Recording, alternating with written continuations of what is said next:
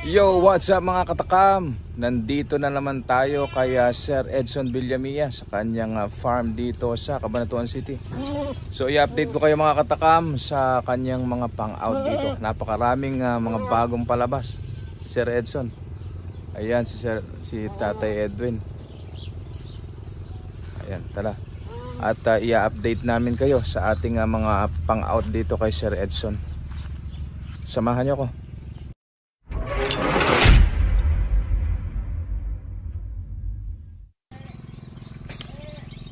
So ito mga katakam, ito yung kanyang pastulan. Napakaganda, napakaluwang ng kanyang pastulan dito.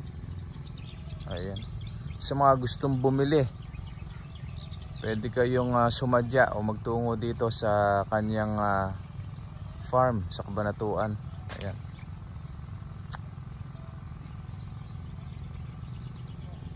Ayun, puro dapol yung nakikita ko doon, oh. Ayun.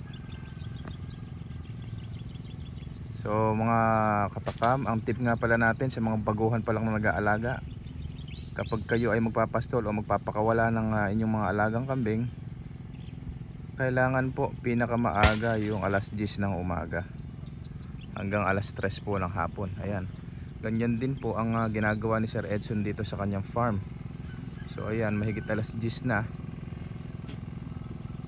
Ayan, saka pa lang pinawalan yung kanyang mga alagang kambing. So bakit ba Kuya Tibbs kailangan na alas 10 yung pinakamaaga? So sa mga bago pa lang na nag-aalaga, isang pinakamagandang tip yan para maiwasan po natin ang pagtatae. Bakit po ba Kuya Tibbs nagtatae ang mga kambing pagka maaga? Kasi po pagka masyadong maaga, yun pong mga parasite na nasa damo ay nandun pa sa pinaka usbong, nasa pinakataas pa ng, ayan, halimbawa ito yung usbong ng damo, makakain ng mga alaga nating kambing yon. So yun yung nagiging cause ng kanilang pagtatae pagka nakakain ng parasite. Yun po yun. Kaya dapat ang pagpapastol ng mga kambing na ating mga alaga ay pinakamaaga ang alas 10. Ayan, napakaganda, oh. Ayun yung mga bagong inahin ni Sir Edson. Isang bower na traditional brown head. Ayun, meron din traditional doon. At ayun pa yung nakikita ko na dappled yung ulo.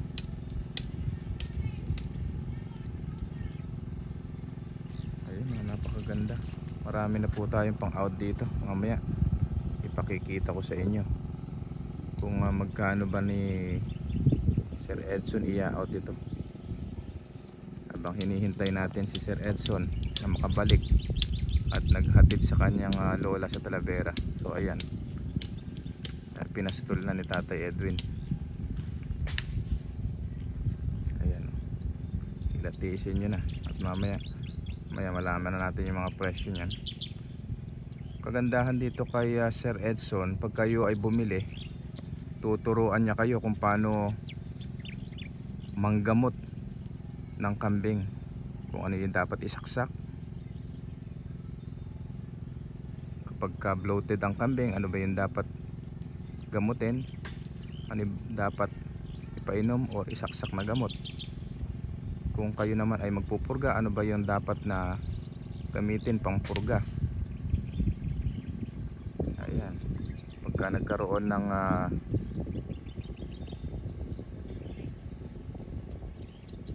ibang sakit or para maiwasan ng sakit, meron po tayong mga sinasaksak dyan.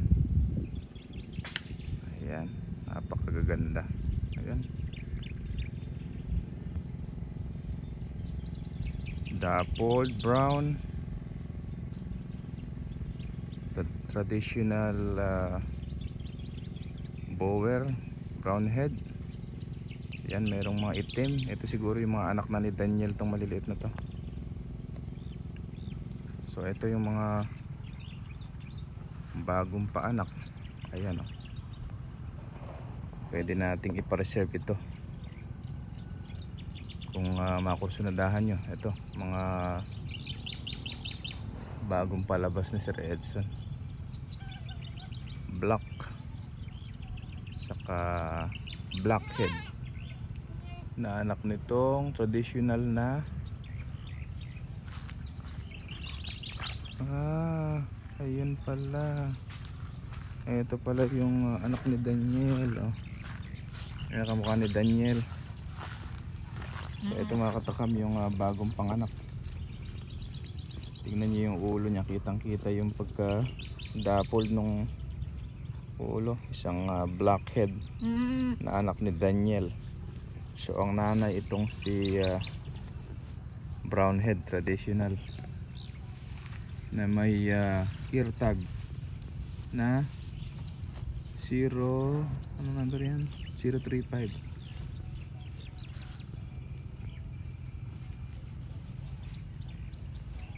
Ayun yung kanyang bahay ng kambing. Meron pang isang naiwan na inahin dun. Ayun, isang brown head din. Kanya-kanya silang pwesto.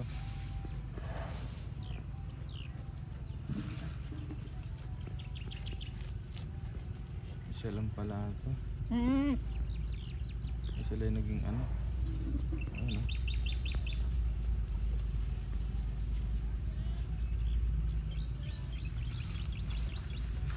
Ayan, kasalukuyan dumedede. Ayan, baka kursunada nyo.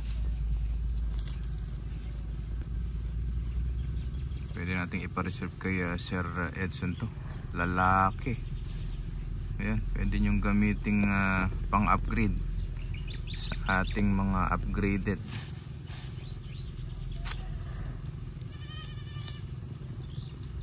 Isa pang tip mga katakam, ayun, meron pa pala doon, kapapanganak niya.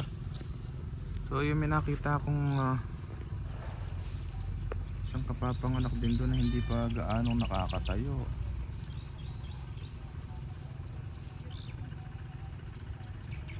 Kulay brown yung naging anak, ayun.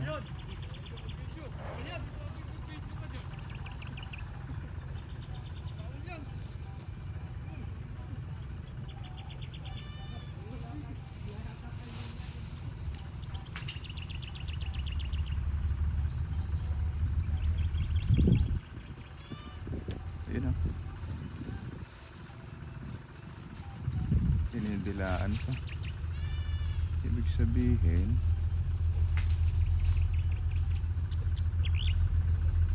baka kaninang maga or kagabi lang siguro pinanganak yun, hindi pa masyado nakakatayo eh.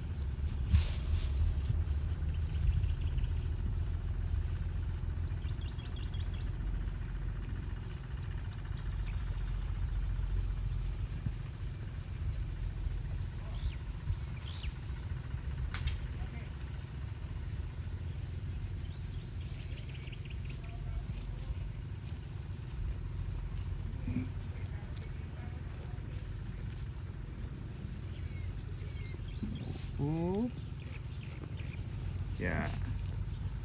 Ayun, sarap ng higa.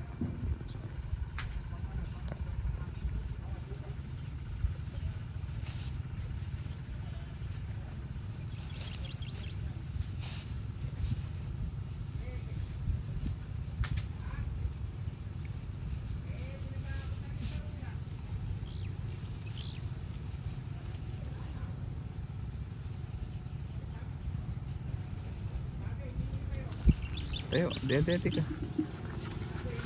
Tayo. Ayun yung kanyang nanay. Iba rin mag-alaga ito eh. Napaka protective din sa anak eh. Pagka lalapitan mo, haharang niya yung katawan niya. Yan ang kagandahan kapag ang inahin nyo ay pinakasta nyo ng husto sa edad. Marunong mag-alaga. Ito, nasa 1 taon na bago pinakasta ni Sir Edson ito.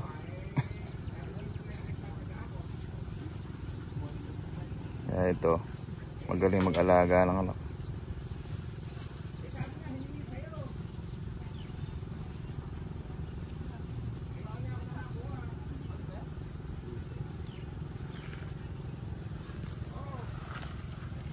Ito, mayroon pa tayong mga nalalabing mga upgraded dito. Hindi pa lang natin mapresyuhan gawa ng alapas si Sir Edson.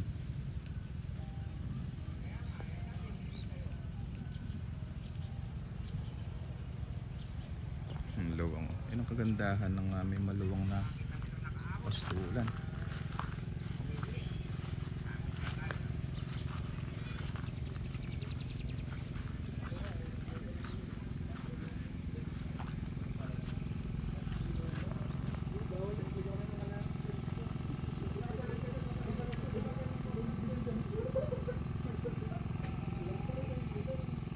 Gaganda, oh.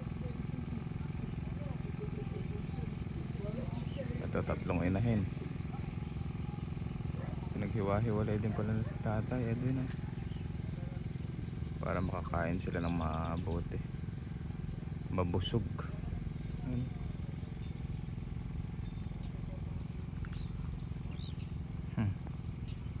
Parang yung farm ni Sir Loy Manabat sa Pampanga. Ayan, alawang ng pastulan.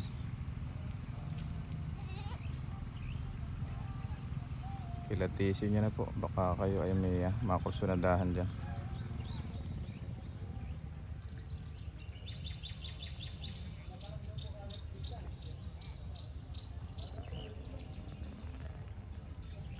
Para sa mga bago pa lang sa akin channel, please subscribe